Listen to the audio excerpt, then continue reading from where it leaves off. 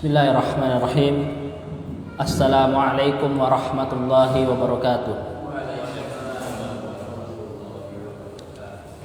Innal hamdalillah nahmaduhu wa nasta'inuhu wa nastaghfiruhu wa na'udzu billahi min shururi anfusina wa min sayyiati a'malina. May yahdihillahu fala mudhillalah wa may yudlil fala hadiyalah. Asyhadu an la ilaha illallah wahdahu la syarikalah wa asyhadu anna Muhammadan abduhu wa rasuluh. Allahumma shalli wa sallim wa barik alaihi wa ala alihi wa ashabihi ajma'in wa man tabi'ahum bi ihsanin ila yaumiddin. Allahumma 'allimna ma yanfa'una wa anfa'na bima 'allamtana wa zidna 'ilman wa 'amalan waj'al ma ta'allamnahu hujjatan lana la 'alaina wa aslih lana sya'nana kullahu wa la takilna ila anfusina tarfata 'ain, amma ba'd. Hadirin rahmati Allah Subhanahu wa taala. Alhamdulillah, di malam yang berbahagia ini Allah Subhanahu wa taala masih memberikan hidayah dan taufiknya kepada kita semua, kembali mempertemukan kita di salah satu rumah-rumah Allah Subhanahu wa taala untuk mendalami ilmu agama Allah Subhanahu wa taala. Dan di pekan yang lalu kita sudah membahas tentang sebab-sebab Allah Subhanahu wa taala mencintai hambanya.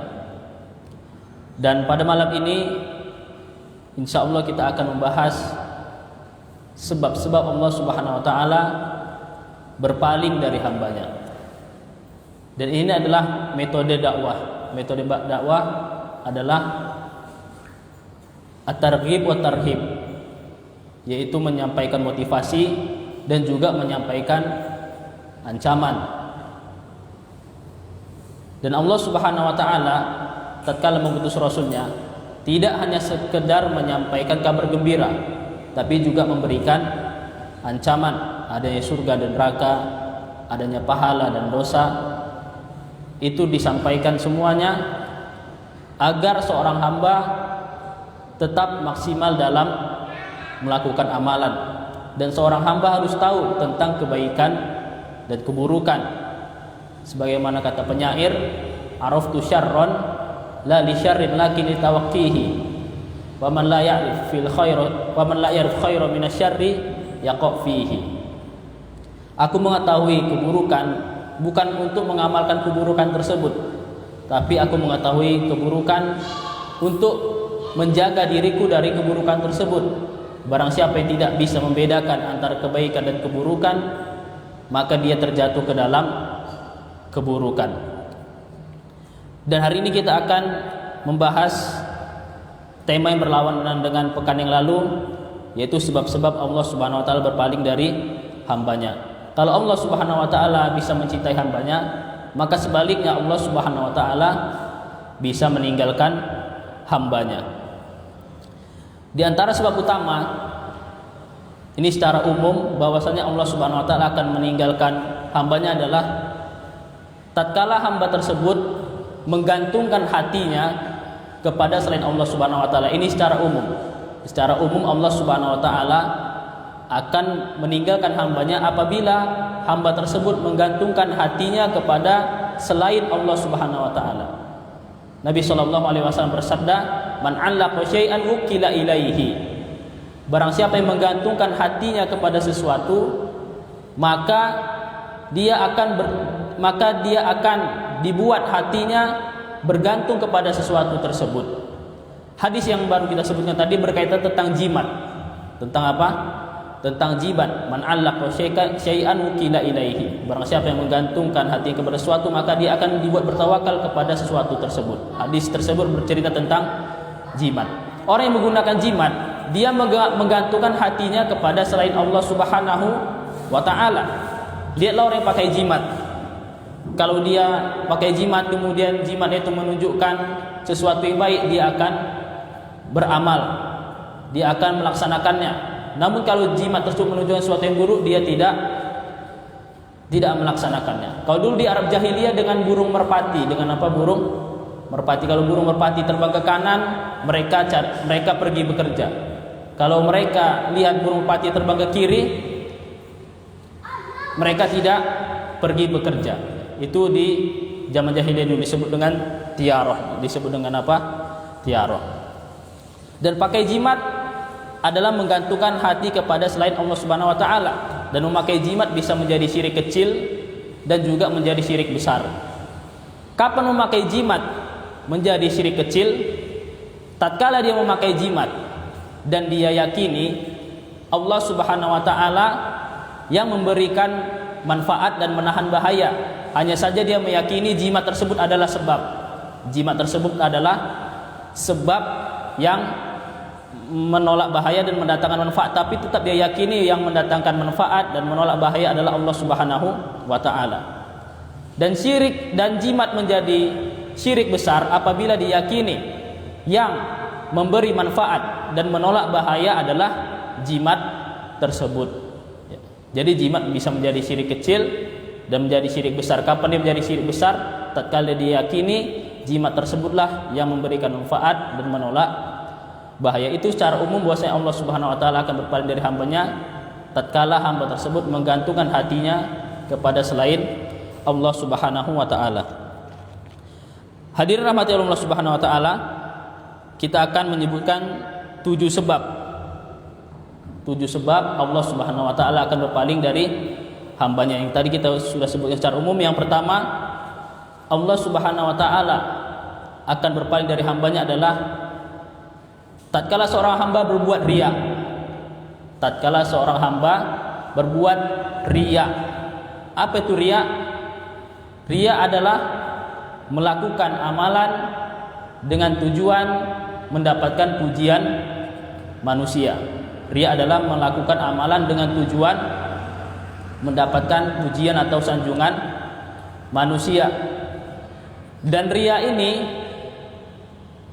lebih ditakuti Nabi SAW dari fitnah Masihid Dajjal. Dari fitnah Masihid Ad-Dajjal. Apa kata Nabi SAW? Ala ukhbirukum bima huwa akhwafu alaikum indi min fitnati Masihid Dajjal.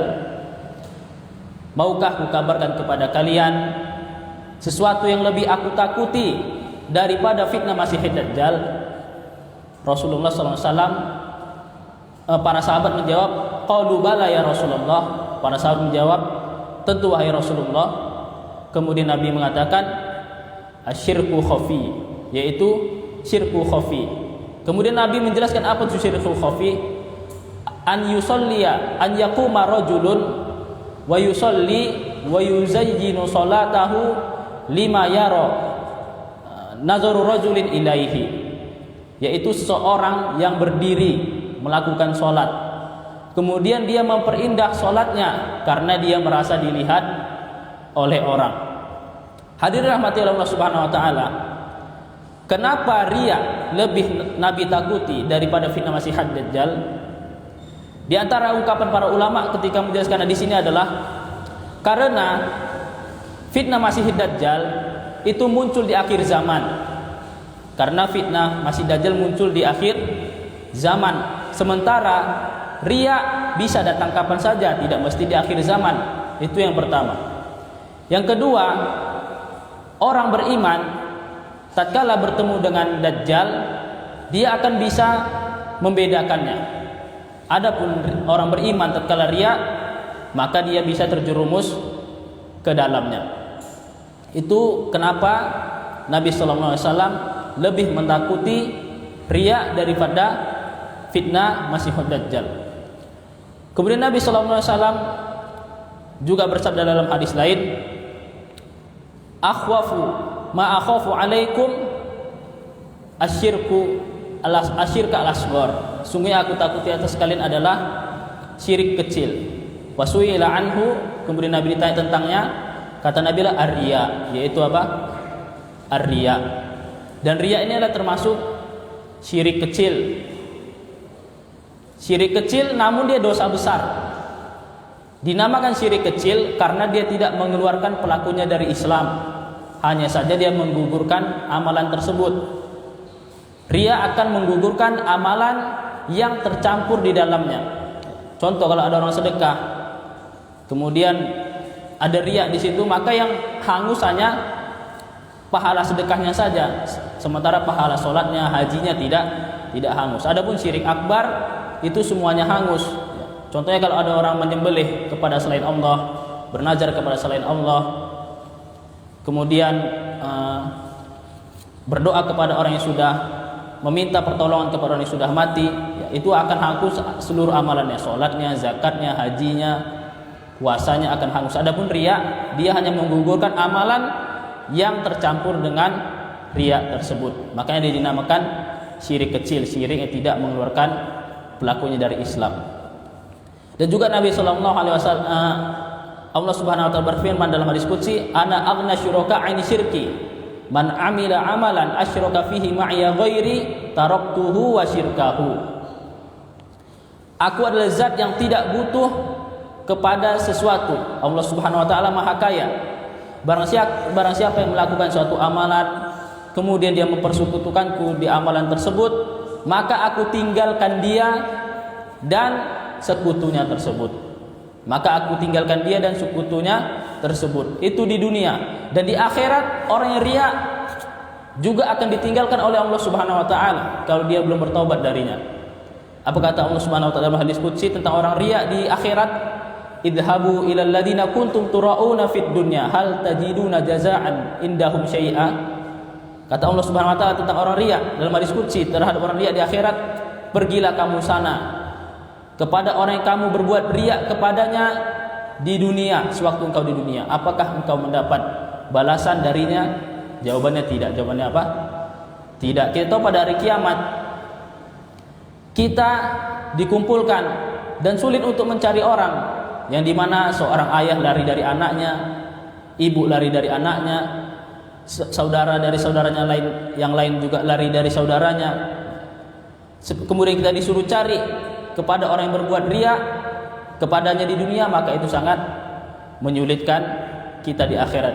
Jadi hadirin rahmati oleh Allah Subhanahu Wa Taala, riya adalah syirik kecil yang menggugurkan amalan dan dia menyusahkan kita di akhirat. Bagaimana solusinya agar kita tidak terjatuh ke dalam riya? Ungkapan emas dari seorang ulama salaf, dia mengatakan solusi agar tidak terjatuh dalam riya adalah uktum hasanatika kama taktumu sayiatika. Sembunyikan kebaikan-kebaikanmu, sembunyikan kebaikan-kebaikanmu sebagaimana engkau menyembunyikan keburukan-keburukanmu. Semua orang kalau punya keburukan pasti dia sembunyikan, tidak dia pamerkan. Sebaliknya kalau kita juga melakukan kebaikan, maka kita sembunyikan kebaikan tersebut sebagaimana kita menyembunyikan keburukan kita, agar apa? Agar lebih ikhlas ibadah kita kepada Allah Subhanahu wa Ta'ala. Kemudian solusi lain agar terbebas dari riya adalah berdoa kepada Allah Subhanahu wa Ta'ala. Nabi sallallahu alaihi wasallam berdoa, Allahumma inni a'udzubika an usyrika bika wa ana a'lam wa astaghfiruka lima la a'lam. Ya Allah, aku berlindung kepadamu dari kesyirikan yang aku tidak tahu, yang aku ketahui, dan dari kesyirikan yang tidak aku ketahui, dan dari dosa yang aku ketahui dan yang tidak aku ketahui. Dan ini Nabi sallallahu alaihi wasallam baca doa ini padahal beliau Nabi, sudah dijaga Allah Subhanahu wa Ta'ala, tapi beliau tetap takut terjatuh ke dalam kesyirikan. Itu Nabi, apalagi kita di zaman di mana kita sangat mudah berbuat riya. Kalau dulu orang berbuat riya, dia harus keluar dari rumah, harus berbuat riya, dia beramal soleh, kemudian dia harus keluar rumah, dia ceritakan kepada teman-temannya.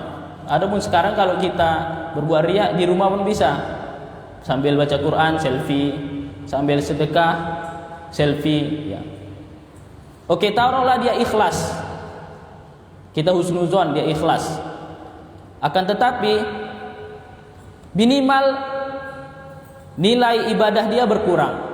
Amalan yang tersembunyi itu lebih tinggi pahalanya dari amal yang ditampakkan. Wa in tubdus shadaqati fa ni'mahi. Jika engkau tampak sedekah itu baik bagimu. Wa in tu'tuhal fuqara fahuwa khairul lakum. Tapi kalau engkau berikan kepada orang-orang fakir, engkau sembunyikan. Wa in tukhfuha wa tu'tuhal fuqara fahuwa khairul lakum. Dan jika engkau sembunyikan dan engkau berikan kepada orang fakir, maka itu lebih baik. Minimal taruhlah dia tidak terjatuh dalam riya, namun kalau dia pamerkan itu mengurangi pahala, minimal mengurangi pahala. Itu sebab pertama Allah Subhanahu wa taala berpaling dari hambanya, yaitu tatkala berbuat riya, Allah Subhanahu wa taala akan meninggalkan dia di dunia dan juga di akhirat jika dia tidak bertaubat kepada Allah Subhanahu wa taala. Kemudian sebab Allah Subhanahu wa taala berpaling dari hambanya adalah ujub.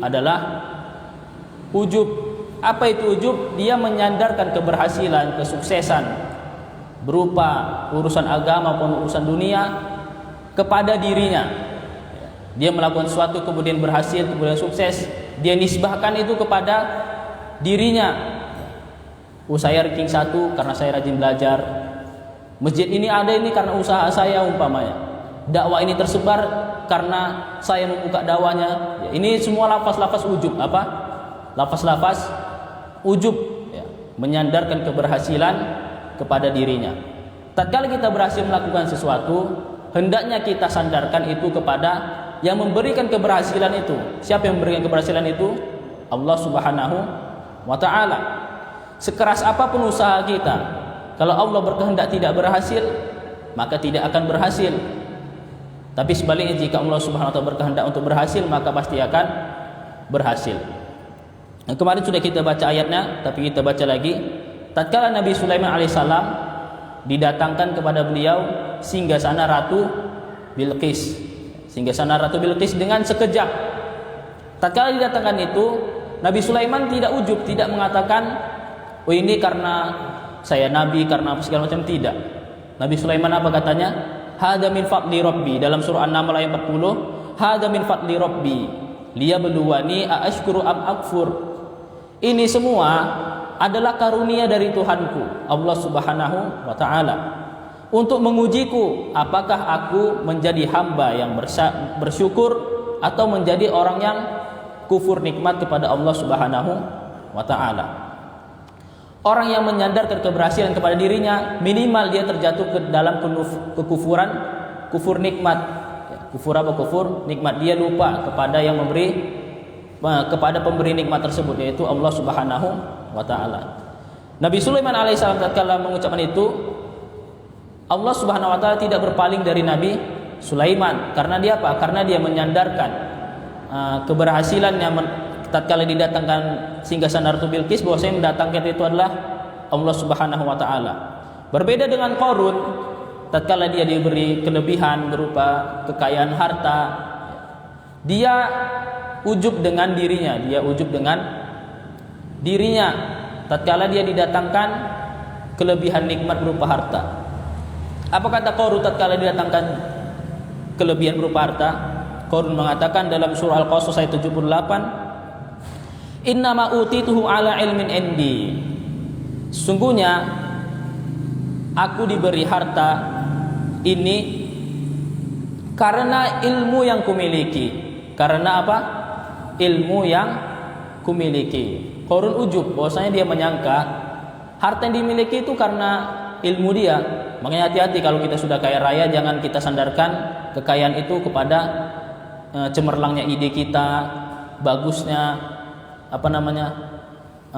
kreativitas kita dalam mengembangkan ekonomi, tidak. Tapi tetap harus kita sandarkan kepada Allah Subhanahu wa taala. Adapun usaha kita itu hanya sebab, hanya apa?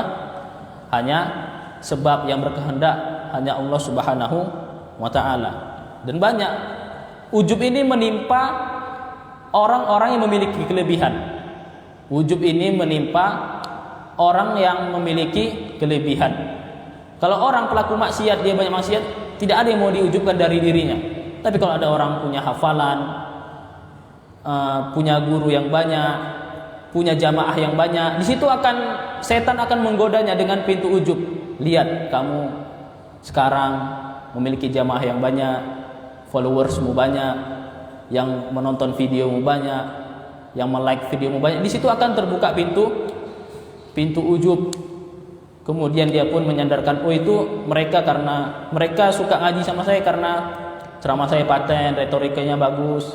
Di situ terbuka pintu ujub. Dia tidak sadar. Ada kisah menarik tentang peristiwa ujub ini, tentang ulama bernama Abdullah Al-Qasimi. Dia dipuji para ulama karena membantah orang-orang menyimpang, membantah orang-orang ateis, orang-orang mulhid. Suatu hari dia ujub. Dia menyangka bisa membantah orang-orang ateis karena ilmu yang dia miliki. Kemudian Allah Subhanahu wa taala balikkan dia. Allah Subhanahu wa taala berpaling darinya dan jadikan Abdullah Al-Qasimi mati dalam keadaan murtad. Pada awalnya dia disanjung ulama karena banyak membantah orang-orang menyimpang, banyak membantah orang-orang ateis. Tapi di akhir kehidupan dia yang murtad. Kenapa? Kenapa dia ujub pada Allah Subhanahu wa taala. Begitu juga tatkala Qarun diberi harta kemudian dia ujub, Allah Subhanahu wa taala binasakan dia. Allah Subhanahu wa taala binasakan dia. Itu sebab kedua Allah Subhanahu wa taala berpaling dari hambanya, dia adalah ujub. Kemudian hadirin rahmati Allah Subhanahu wa taala, yang menjadikan Allah Subhanahu wa taala ini sebab ketiga Allah Subhanahu wa taala berpaling dari hambanya adalah menyibukkan diri dengan perkara yang bukan urusannya. Menyibukkan diri dengan perkara yang bukan urusannya. Al-Imam Hasan Al-Basri rahimahullah berkata, min alamatin i'radullahi ta'ala 'alal 'abdi an yaj'ala syughlahu fi ma la ya'nihi. Kata Hasan Al-Basri rahimahullah, di antara tanda Allah Subhanahu wa taala berpaling dari hambanya adalah Allah Subhanahu wa taala menjadikan hamba tersebut sibuk dengan urusan yang bukan urusannya, sibuk dengan urusan yang tidak ada manfaatnya. Dan tatkala kita sibuk dengan urusan yang tidak ada manfaatnya, itu tandanya Allah Subhanahu wa taala berpaling dari kita. Kalau kita tidak sibuk dengan kebaikan, otomatis kita akan tersibukkan dengan keburukan. Syekh Abdul Rahman As-Sa'di rahimahullah berkata dalam tafsirnya, walamma kana minal awaid al-qadariyah wal hikmah al-ilahiyah anna man taraka ma yanfa'uhu wa amkanahu al-intifa' bihi falam yantafi' ubtiliya bil istighali bima yadurru. Kata Syekh As-Sa'di rahimahullah dalam tafsirnya, dan di antara takdir yang Allah sudah takdirkan dan hikmah ilahiyah yang Allah jadikan adalah barang siapa yang meninggalkan sesuatu yang bermanfaat dan dia mampu melakukannya, kemudian tidak dia memanfaatkannya, maka dia diuji dengan hal yang membahayakannya. Kemudian Syekh Abdul Rahman Sa'di mengatakan, faman taraka ibadatar rahman ubtiliya bi ibadatil awthan. Barang siapa yang meninggalkan ibadah kepada Allah Subhanahu wa taala, dia akan ditimpa musibah beribadah kepada berhala-hala, kepada berhala. Tatkala seorang hamba meninggalkan tauhid, pasti dia terjatuh ke dalam kesyirikan, entah itu syirik kecil maupun syirik besar. Wa man taraka mahabbatallahi wa khaufahu wa raja'ahu ubtuliya bi mahabbati ghairillahi wa khaufahu wa raja'ahu. Barang siapa yang meninggalkan cinta kepada Allah, rasa takut kepada Allah dan berharap kepada Allah, dia akan diuji dengan mencintai selain Allah Subhanahu wa taala. Wa man lam yunfiq malahu fi taatillah anfaqahu fi taati syaitan. Barang siapa yang belum menginfakkan hartanya di jalan Allah Subhanahu wa taala, dia akan menginfakkan hartanya di jalan syaitan. Dia akan menggunakan hartanya pada yang tidak bermanfaat. Wa man taraka dhulla li rabbih ubtuliya bidhulli lil abid. Barang siapa yang meninggalkan menghinakan diri kepada Allah Subhanahu wa taala, dia pasti akan menghinakan dirinya kepada makhluk. Wa man taraka al haqqa ubtuliya bil batil. Barang siapa yang meninggalkan kebenaran, maka dia akan ditimpa musibah mengikuti kebatilan. Jadi ini tanda besar bahwasanya Allah Subhanahu wa taala berpaling dari hambanya adalah dia disibukkan dengan urusan yang bukan urusannya. Apalagi kita hidup di zaman medsos, mengurusi urusan pemerintah, padahal kita berbicara pun tidak didengar. Kemudian kita mengurusi urusan selebritis kadang, iya nggak Pak? Mengurusi pemain bola, mengurusi harga ekonomi, harga pasar naik atau turun, nggak ada manfaatnya. Tahu pun kita nggak ada manfaatnya, nggak nambah iman nggak menambah iman sama sekali. Mengikuti perkembangan berita yang viral, nggak menambah keimanan kita sama sekali. Jadi hadirin rahmati Allah Subhanahu Wa Taala, cukuplah sabda Nabi Sallallahu Alaihi Wasallam, min husni islamil mar'i tarkuhu ma la ya'ni. Di antara keelokan, di antara kebagusan seorang Islamnya adalah meninggalkan hal yang tidak bermanfaat bagi dirinya. Apalagi PR kita masih banyak kitab yang belum kita baca. Bahkan kita bisa meninggal Al-Quran dalam satu hari. Makanya di antara hal yang efektif untuk memanfaatkan hal yang supaya bermanfaat adalah membuat jadwal. Buat apa? Buat jadwal. Pagi kita ngapain, setelah sholat subuh, habis itu setelah kerja, malam hari ngapain, itu semua harus ada jadwalnya. Mungkin kita bisa berjalan tanpa jadwal, tapi adanya jadwal itu lebih baik. Adanya jadwal itu lebih baik dan mengantarkan kita kepada hal yang bermanfaat. Kemudian hadirin rahmati oleh Allah Subhanahu Wa Taala, sebab Allah Subhanahu Wa Taala, sebab keempat Allah Subhanahu Wa Taala akan meninggalkan hambanya adalah seorang meninggalkan saudaranya atau temannya. Seorang meninggalkan saudaranya atau temannya yang membutuhkan pertolongan, padahal dia mampu menolongnya. Kita ulangi, sebab keempat Allah Subhanahu Wa Taala akan meninggalkan hambanya, yaitu seorang meninggalkan saudaranya atau temannya yang membutuhkan pertolongan, padahal dia mampu menolongnya. Hadirin rahmati Allah Subhanahu Wa Taala, tatkala seorang hamba punya kekuatan untuk menolong saudaranya atau temannya, kemudian dia tidak menolongnya, padahal dia mampu. Kalau nggak mampu lain cerita, dia dapat uzur. Ini dia mampu namun dia tidak menolongnya, maka Allah Subhanahu Wa Taala akan meninggalkannya. Dalilnya adalah sabda Nabi Sallallahu Alaihi Wasallam, Allahu fi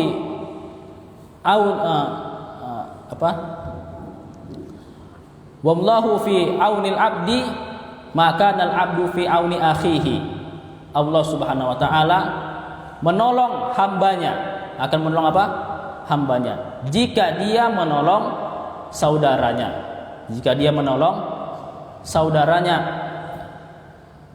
tidak menolong saudaranya, dari hadis ini kita pahami, maka Allah Subhanahu Wa Taala tidak akan menolong hamba tersebut. Hamba tersebut akan ditinggalkan oleh Allah Subhanahu Wa Taala. Jadi kalau kita punya kemampuan untuk menolong saudara kita, apapun kemampuan itu, entah kemampuan pikiran, kemampuan tenaga, kemampuan harta, kita tolong dia, tolong dia. Jangan sampai kita terlantarkan dia. Kalau kita melantarkan dia, berarti kita siap-siap ditinggalkan Allah Subhanahu Wa Taala. Al-muslim akhul muslim. Seorang muslim adalah saudara muslim yang lainnya. La yadlimuhu wa la yakhdhuluhu wa la yahqiruhu. Seorang muslim adalah saudara muslim lainnya, tidak boleh menzoliminya, tidak boleh menelantarkannya, dan tidak boleh mengejeknya. Wallahu fi aunil abdi maka nal abdu fi auni akhihi. Allah Subhanahu Wa Taala menolong hambanya jika hamba tersebut menolong saudaranya. Kemudian hadirin rahmati oleh Allah Subhanahu Wa Taala, sebab kelima Allah Subhanahu Wa Taala akan meninggalkan hambanya adalah cinta dunia berlebih-lebihan.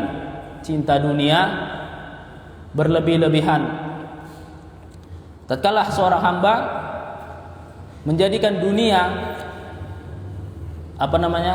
tujuan utamanya, maka Allah Subhanahu Wa Taala akan meninggalkan hambanya. Bal tu'thirunal hayatad dunya, bahkan mereka mementingkan kehidupan dunia. Wal akhiratu khairu wa abqa, dan akhirat lebih kekal daripada dunia.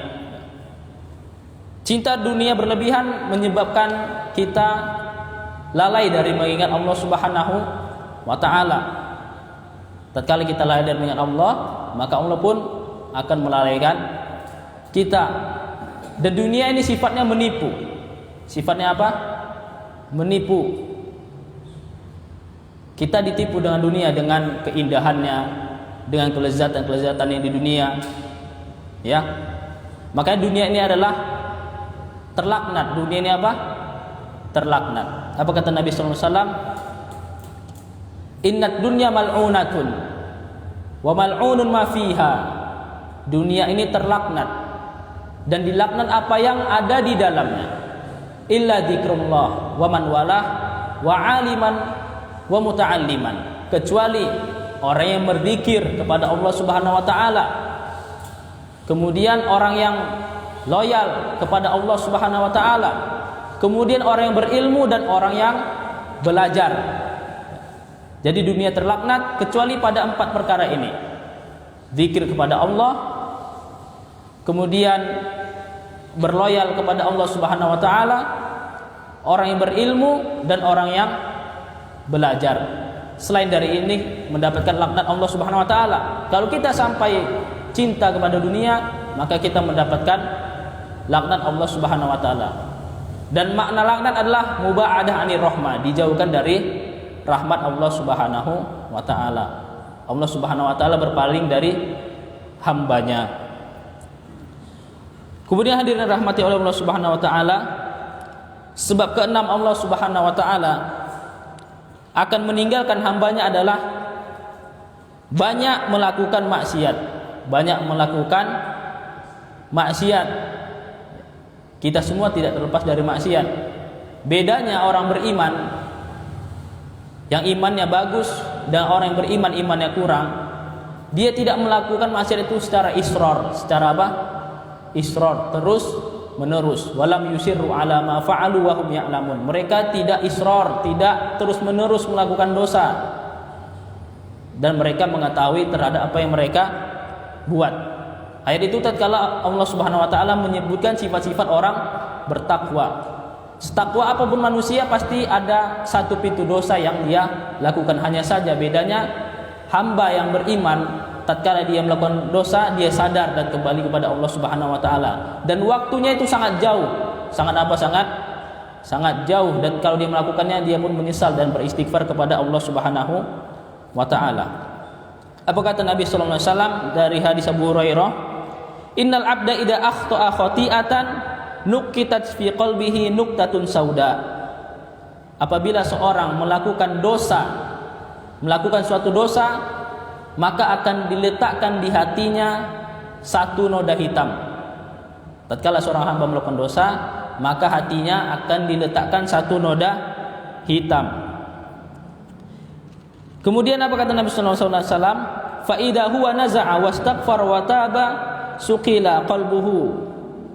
Kemudian tatkala dia berhenti dari dosa tersebut dan dia memohon ampunan kepada Allah dan bertaubat kepada Allah, maka dicabutlah, dihilangkanlah, dihapuskanlah noda hitam tersebut. Wa in ada zida fiha hatta ta'lu wa qalbahu wa huwa ran. Kemudian apabila dia terus melakukannya dan menambahnya, maka hatinya akan menjadi gelap gulita. Akan menjadi apa? Gelap gulita, hatinya tertutup, dan itulah yang disebut ar-ran. Apa itu ran? Alladzi dzakarahullahu ta'ala fi kitabih.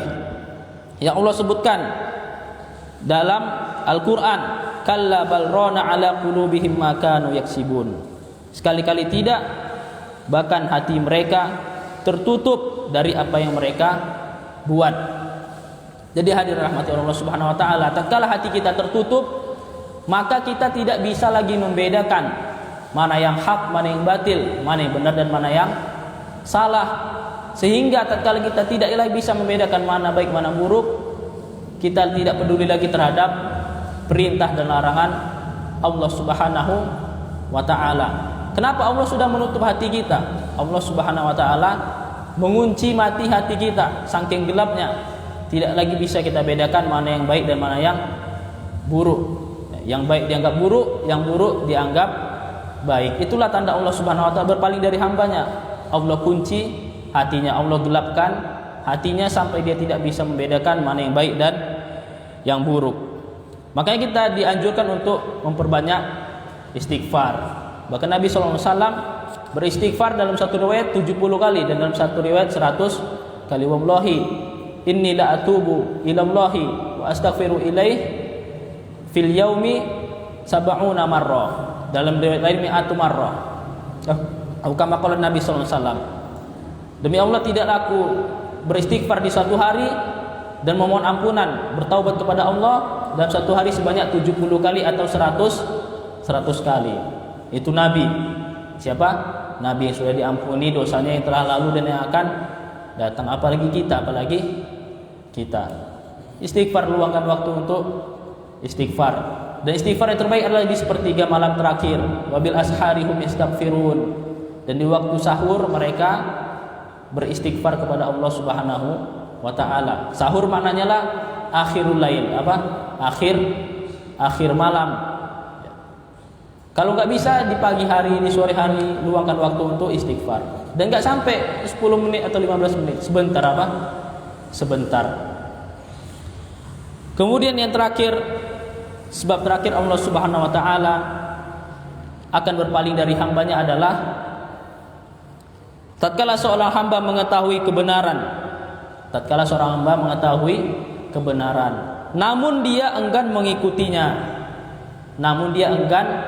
mengikuti kebenaran tersebut. Orang tahu kebenaran kemudian dia tidak ikuti, itulah sebab Allah Subhanahu wa taala berpaling dari hambanya.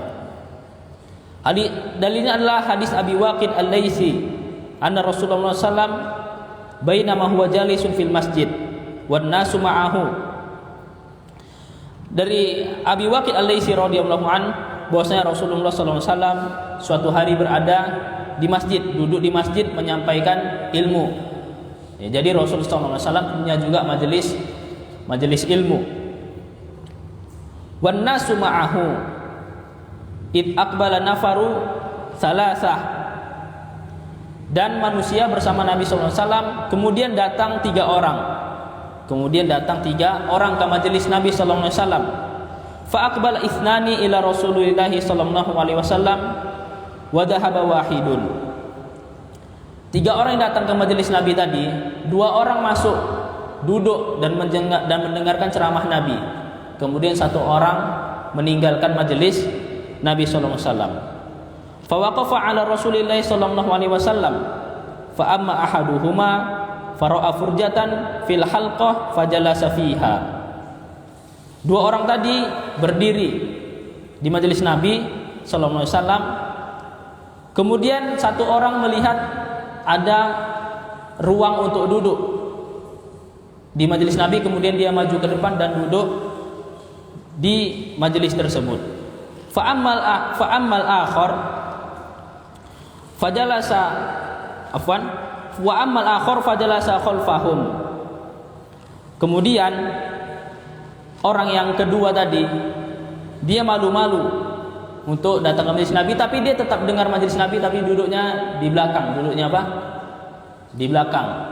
Dan itu biasanya mungkin orang-orang baru kenal pengajian, dia malu untuk masuk. Mungkin dia pertama-tama dengar dari jalan, kemudian kedua dia senderan di dinding luar, kemudian dia selonjoran di belakang. Habis itu lama-lama dia maju ke depan. Kan hidayah ada tingkat-tingkatan. Tapi orang yang pertama tadi dia luar biasa.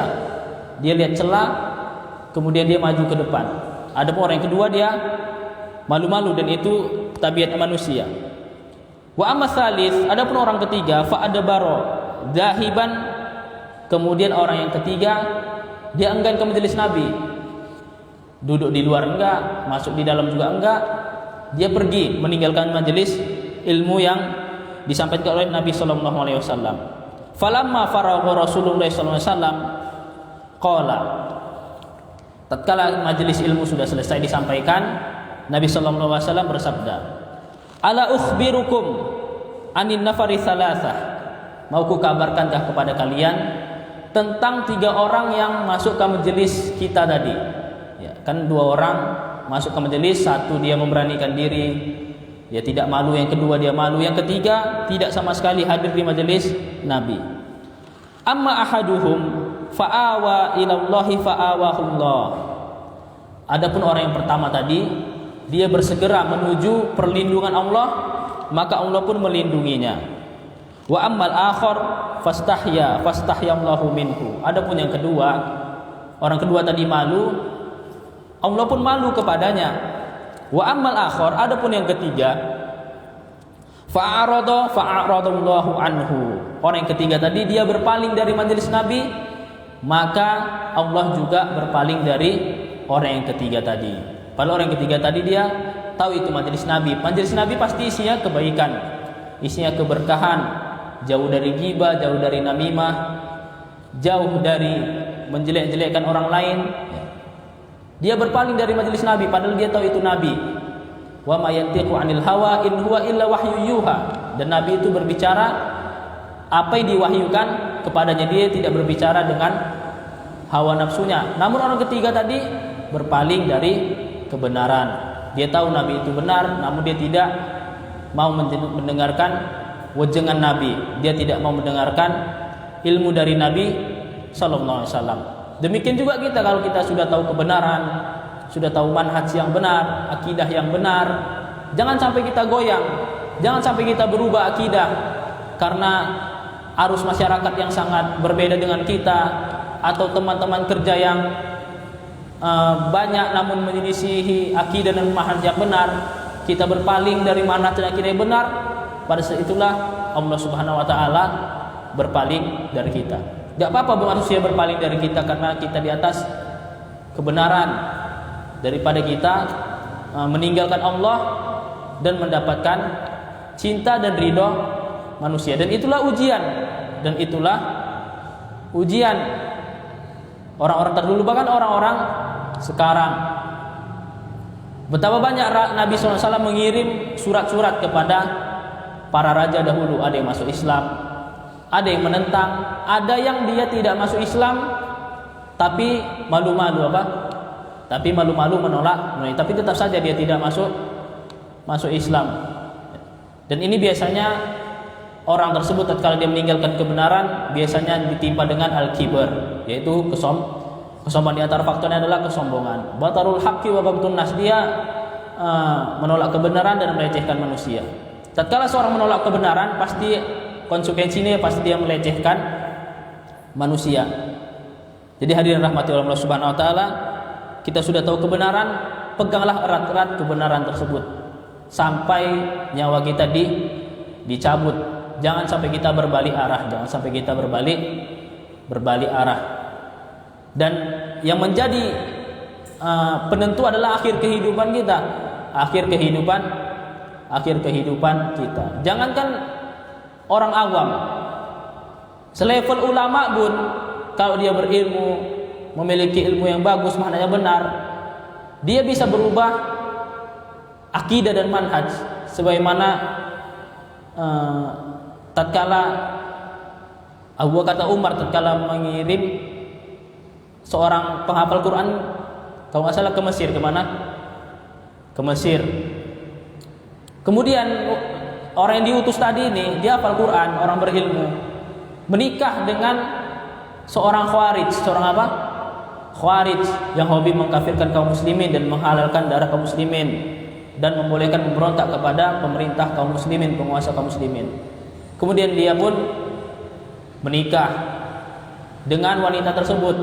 Apa yang terjadi? Yang dia dahulunya adalah membawakan manhaj yang benar, kemudian dia berubah menjadi pentolannya khawarij. Pentolannya apa? Khawarij. Itu ulama, itu apa? Selevel ulama. Apalagi kita orang awam yang kita tidak tahu belum tahu kali usul landasan yang benar. Makanya carilah teman yang baik juga, carilah teman yang baik dan senantiasa berdoa kepada Allah Subhanahu wa taala. Aisyah radhiyallahu anha mengatakan apa? Doa yang sering Nabi sallallahu alaihi wasallam baca, doa yang sering, bukan sesekali, yang sering Nabi baca adalah Allahumma ya muqallibal qulub tsabbit qalbi ala dinik. Ini Nabi sering baca. Wahai zat yang bolak-balikan hati, teguhkanlah hatiku di atas agamamu. Jangankan ulama, para sahabat dulu tatkala Nabi meninggal, ada nggak yang balik murtad? Ada, dan juga meninggalkan zakat. Maka pada saat itu Abu Bakar memerangi sahabat yang murtad dan enggan membayar zakat. Agar apa? Agar kembali kepada Islam. Padahal mereka adalah para sahabat Nabi SAW. Apalagi kita yang bukan siapa-siapa, hidup di zaman fitnah, iman pun nggak seberapa, ilmu nggak seberapa. Itu cerita sahabat dan ulama. Kalau cerita ustadz udah gak usah diceritakan lagi, sudah banyak apa? Ada yang terpina dengan harta, ada yang terpina dengan wanita, ada yang terpina dengan temannya yang dahulu dia menyerukan dakwah yang hak, yang benar di atas tauhid dan sunnah, kemudian malah dia yang menyuruh kepada kebid'ahan. Itu ada, dan itu apa?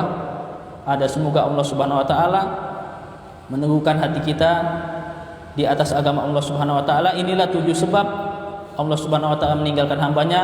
Kita ulangi satu persatu. Yang pertama riya, kedua ujub, ketiga menyibukkan diri dengan perkara yang bukan urusannya, yang keempat meninggalkan saudaranya atau temannya yang membutuhkan pertolongan padahal dia mampu menolongnya, yang kelima cinta dunia berlebih-lebihan, yang keenam banyak melakukan maksiat, yang ketujuh mengetahui suatu kebenaran namun dia enggan mengikutinya. Mudah-mudahan apa yang disampaikan manfaat bagi diri saya pribadi dan bagi kaum muslimin mendengarkan ini semua. Subhanakallahumma bihamdika asyhadu an la ilaha illa anta astaghfiruka wa atubu ilaik.